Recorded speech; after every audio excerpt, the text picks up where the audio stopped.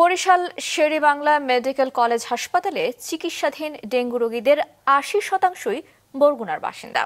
এদিকে কিট সংকটে হাসপাতালে আরটিপিসিআর মেশিনে পরীক্ষা করানো যাচ্ছে না। বরিশাল থেকে গিয়াসউদ্দিন সুমনের পাঠানো তথ্য এবং ছবিতে ডেস্ক রিপোর্ট।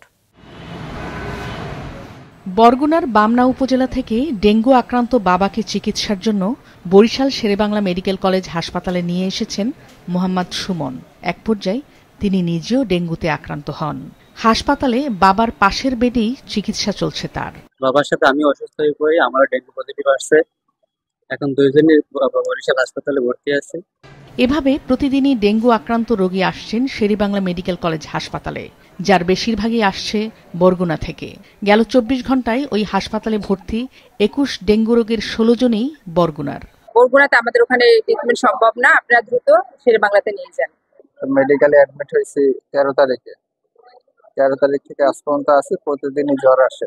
আমরা বরগুনাতে হসপিটালে একদিন ছিলাম, তারপর প্লাটিনিক অনেক বেশি কমে গেছে।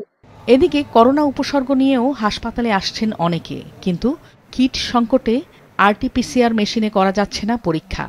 আপাতত র্যাপিড অ্যান্টিজেন টেস্টের মাধ্যমে চলছে করোনা শনাক্তের কাজ। এতে নির্ভুল তথ্য পাওয়া নিয়ে সংশয় দেখা দিয়েছে। আমরা এখন যেটা করি সেটা র্যাপিড অ্যান্টিজেন টেস্ট। এটা আসলে খুব বেশি এটা পজিটিভ আসে না, অনেক সময় আসে না। সেক্ষেত্রে আমরাও একটু মুশকিলে পড়ে যাই।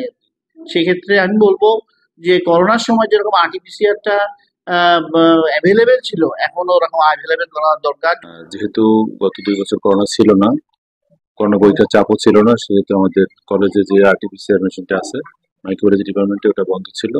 এখন নতুন করে চালু করতে হলে ওটাকে আবার নতুন করে স্ট্যান্ডার্ডাইজেশন বা ক্যালিব্রেশন করতে হবে এবং নতুন কিট লাগবে। এই বিষয়টা আমরা নতুন কর্তৃপক্ষকে জানিয়েছি।